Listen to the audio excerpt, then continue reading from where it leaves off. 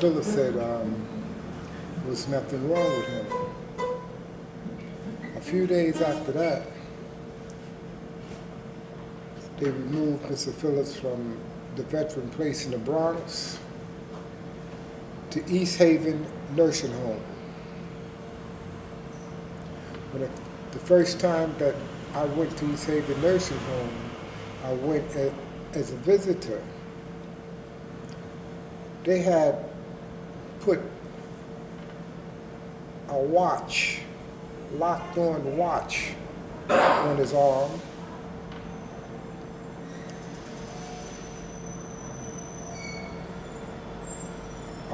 Sometime after that, his niece, Cynthia Morris, who was a guardian at that time, had asked them to remove Ms. Edwards. Ms. Edwards was still in charge. Well, I guess she was taken from. She was still in charge, but Cynthia Morris's niece had me put in her place. So therefore, I started going up there 2-3 times a week, or whenever it was necessary for me to go. Right? He stayed up there in East Haven Nursing Home 2 years. He left East Haven Nursing Home in April 2007. He made a DVD while he was up there in East Haven Nursing Home, which I'm sure, I hope you've seen that, what his plans was for his theaters and what he was saying on DVD, right? Now, when they transferred him from East Haven Nursing Home to Prospect Park 1, what they call Castle on the Hill, at that time, his niece had went back to Ohio, and she had left Ezra Glazier in charge. Ezra Glazier had called me and asked me to take care of Mr. Phillips. You know, I was doing that anyway, but you know, just the people who asked me, Cynthia Morris, Ezra, the lawyer, Ezra Glazier at the time, they asked me to assist Mr. Phillips, which I did gladly. No, they didn't give me no money now. They didn't give me car fare, lunch money, or nothing. I did this on my own. Right? Another lady was assisting. I would stay there. I would come there 6 o'clock in the morning. I'm not talking about every now and then. I said I come there 6 o'clock in the morning, 8 hours a day, from April up until the day he passed. I was signing in 6 o'clock in the morning, every day, not every now and then. I have to repeat that every single day. I was there with Mr. Phillips. All right. Now, the first time that I seen Reverend Boynton was in 2006 in court. He came in saying that he was the illegitimate nephew of Mr. Phillips. Mr. Phillips didn't know. He called continuously, and like I say, I was the one who answered the phone. Get the phone to Mr. Phillips. Just about every time that he called, I answered the phone. And I would tell Mr. Phillips, no, I would say, well, who's calling? He said, his nephew, Samuel Boynton. And I tell Mr. Phillips, nephew. Mr. Phillips said, what's his name? I said, Samuel Boynton. Mr. Phillips said, I ain't got no Boynton in my family. Other time he would say, who is this bird? Okay. Coming to the time, I think I seen him up there 1 or 2 times up in East Haven, not East Haven. I've never seen him in East Haven nursing home. He probably came and I wasn't there. But Prospect Park, I seen him 2 times. 2 times, all right? One time, we had got in a little misunderstanding because being that I was there for Cynthia Morse, he come in there and he's trying to tell it was somebody was brought there. They were supposed to. Mr. Phillips was a diabetic, and this lady came to cut his toenails or something. And Boynton was trying to tell the woman how he could do so much better and this and that, So I spoke. I said, what could you do so much better? And, whatever. Okay, he was going in and out of the medical, trying to find out about Mr. Phillips' condition. All right. Now, this particular day, the 15th of February, I was just getting ready to leave because, like I say, as soon as the next lady that come on that relieved me, she normally comes in about 2 o'clock, something like that. And I would leave there and I would come over to the Slave Theater and I would open up. So when he came in, I don't know what to do now. I can't go because his niece Cynthia Morse had told me, don't let him be alone, Reverend Boynton, be alone with Mr. Phillips. He didn't trust him. Right? For whatever reason, Boynton, he was sitting about 3-4 feet away, across the table, across the door, whatever. Mr. Phillips said, Hardy, if it don't be for you, I don't know what I would have done. I said, thanks, Mr. Phillips. Tell him. Still didn't say nothing. Just then the telephone rang.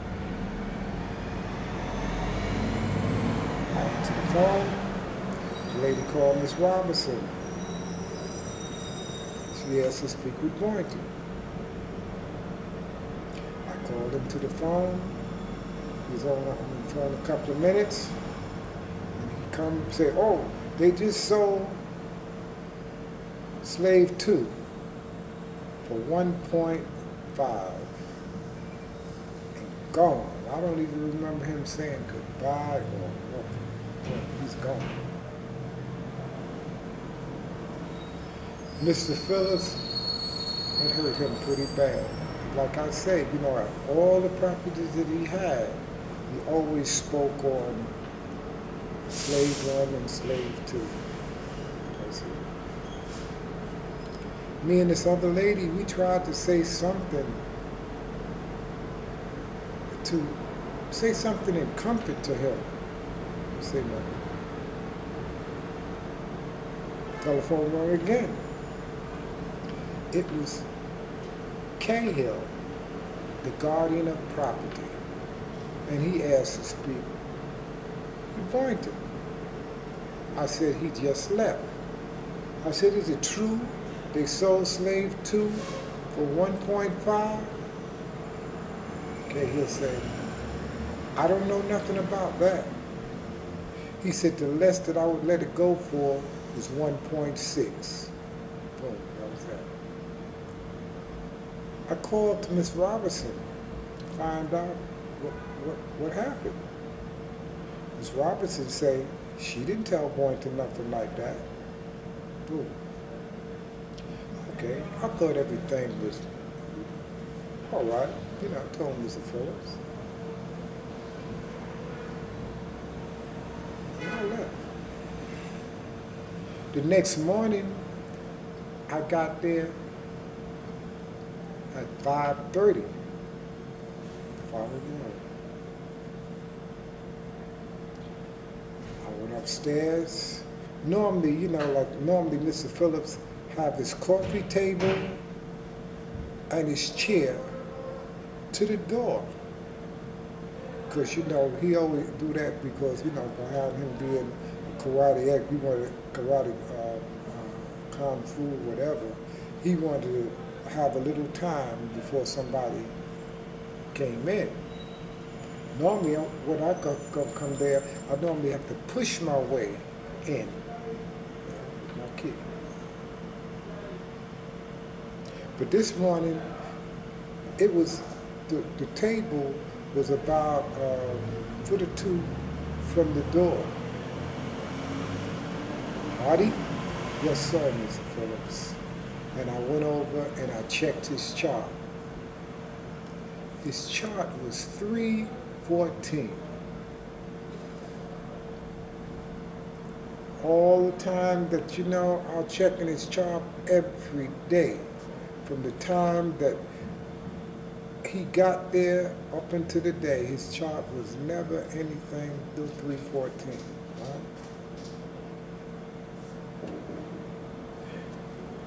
Never know 314. I said, Mr. Phillips. So he said, I said, you all right? He said, yeah, I'm all right. And I called his niece, Cynthia Morse, in Ohio. She said, yeah, Miss Mary had called her the night before. That's when his temperature went up after Boynton had left.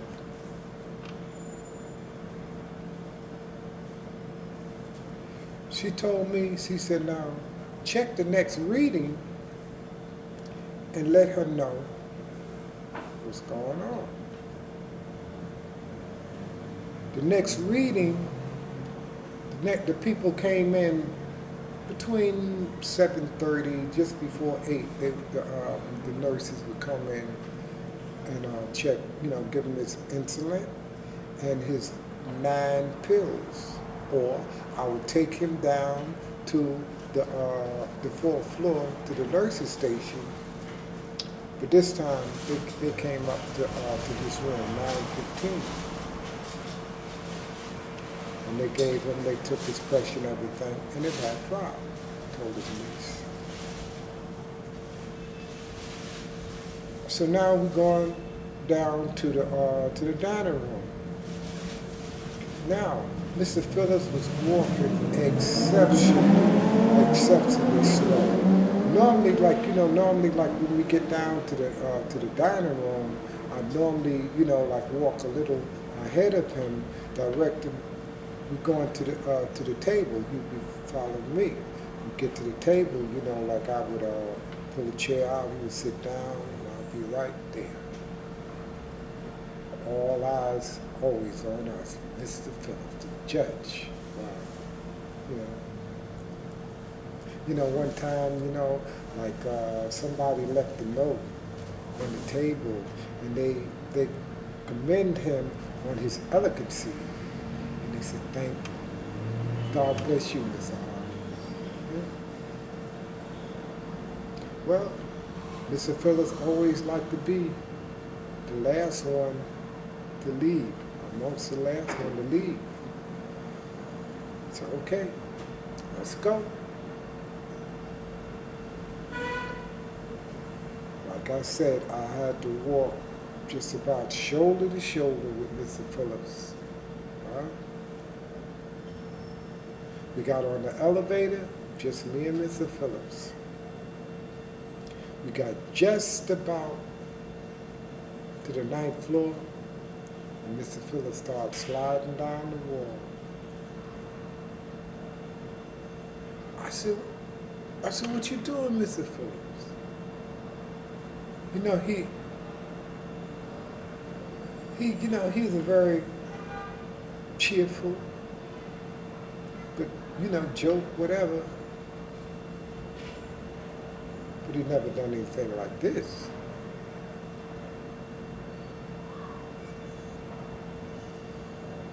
He said, help me up, Hardy.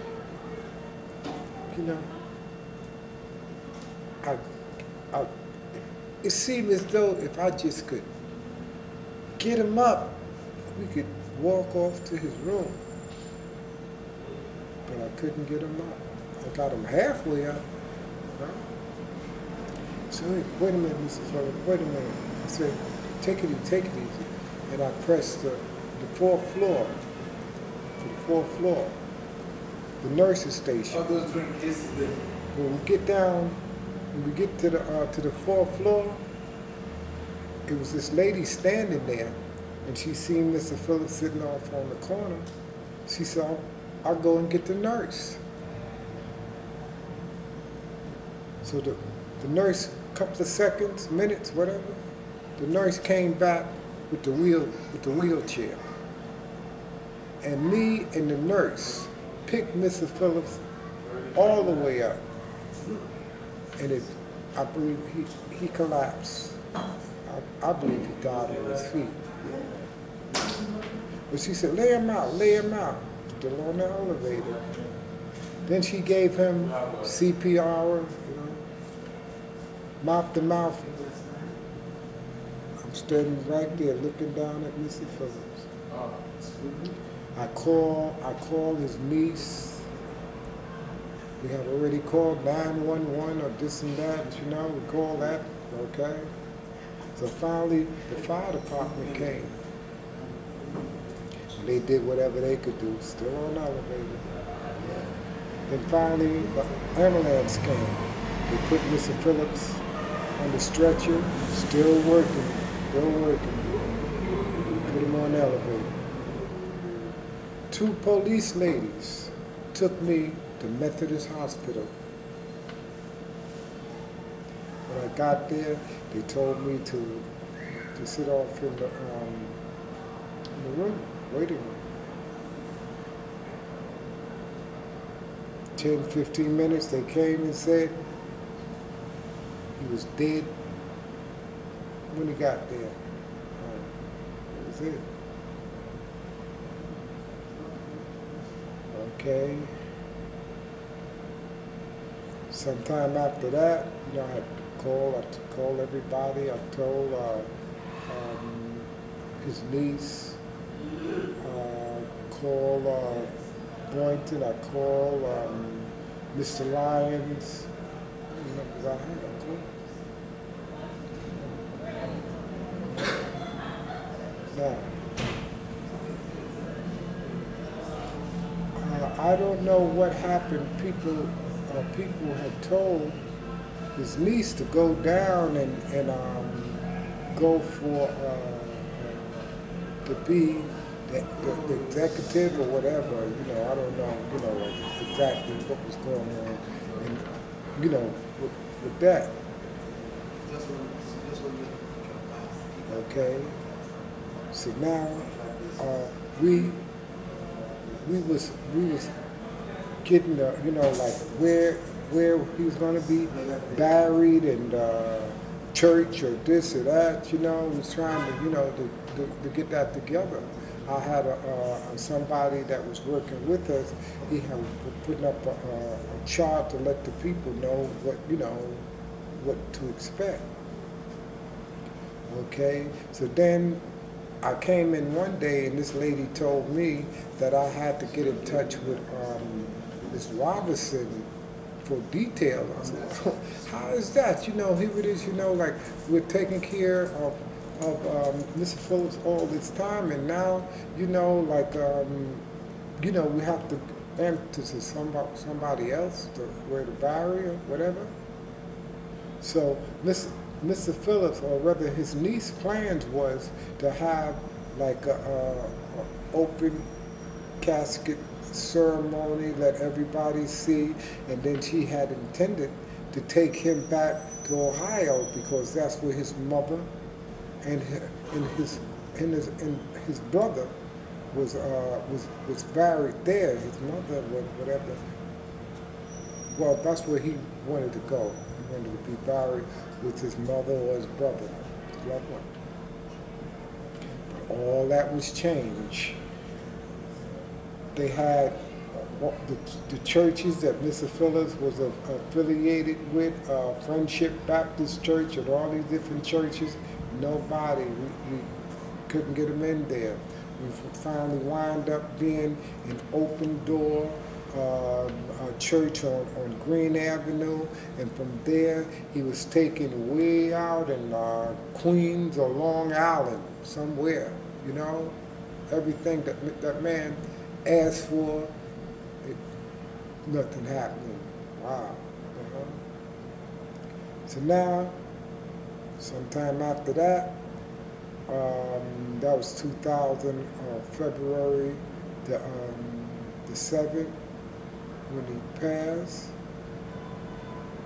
February the 16th when he passed, 2008, 2009, I started getting court papers. I got the court papers saying Asa had me, the church upstairs, what's the name of it? Friendship, what's the name of the church? Had us all on the person in the back.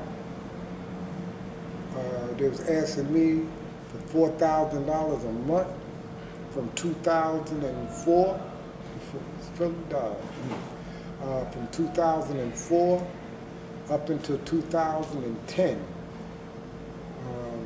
The keys, or some rhetoric. Okay. And that was in December. And I was to come to court in January. All right. Now, when I went to court in January, I asked for a lawyer. They said no, I couldn't get a lawyer. So I had to do the best I can. I got somebody who what you call a pre-legal, or somebody to file the papers for me to get me in court. We went down to the court, the clerk, and the clerk was telling us that we need a lawyer to file a motion. Hey, we got no money, we ain't got no lawyer, we're doing the best we can. The first motion that I filed, the first motion got in.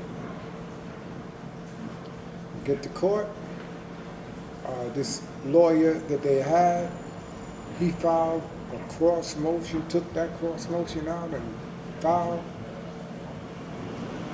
another cross motion, this and that. So when I seen it, by me not knowing too much about the court procedures, I was going to let my first motion stand. But people told me, no, answer everything. So the same person that did me the first motion wrote the second motion.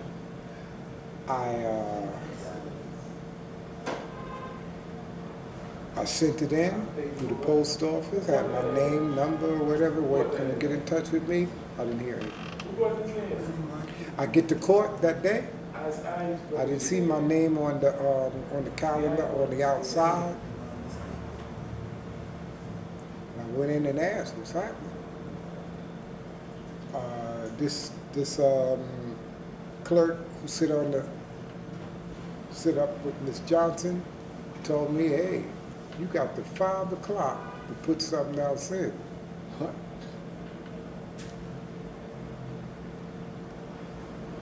I came back to the theater. Somebody wrote me a letter. It was asking the court, Ms. Johnson, to give me a little time to so I can do something else. The clerk say, no. Right? I come back. I don't know what to do. About the next day, a day or two later, I got a letter from the court saying that my motion was denied, wasn't structured right, this here, that there. About a couple of weeks later, I got a letter from the court saying that I lost on default because I didn't file a motion to dismiss, something like that. On the order to show cause, I filed to the Supreme Court. Okay? I sued the city for $100 million, and I sued the clerk for $20 million. When I got to court that day, Judge Smith, he asked the city and the clerk what were they doing there, and they told him that about this suit. And he said, he should have sued you. Huh? And he told me, he said, when I come back to court, if I don't have a lawyer, he was going to dismiss the city and the clerk.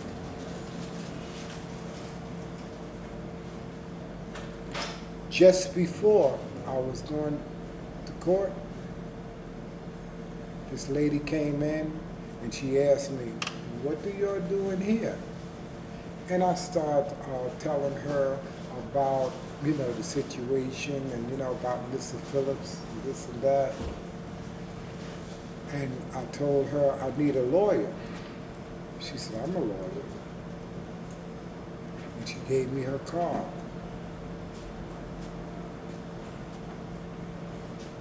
The next day or so, I went to her office.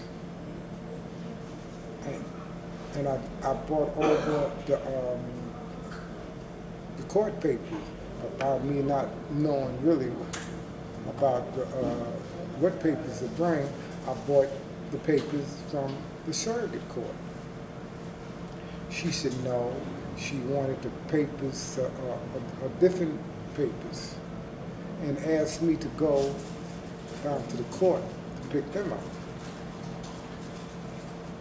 When I left, I remembered that, remember about these other papers that I had, and I went back and I got them and I took that to her, and that was a paper she wanted. It was from the Supreme Court.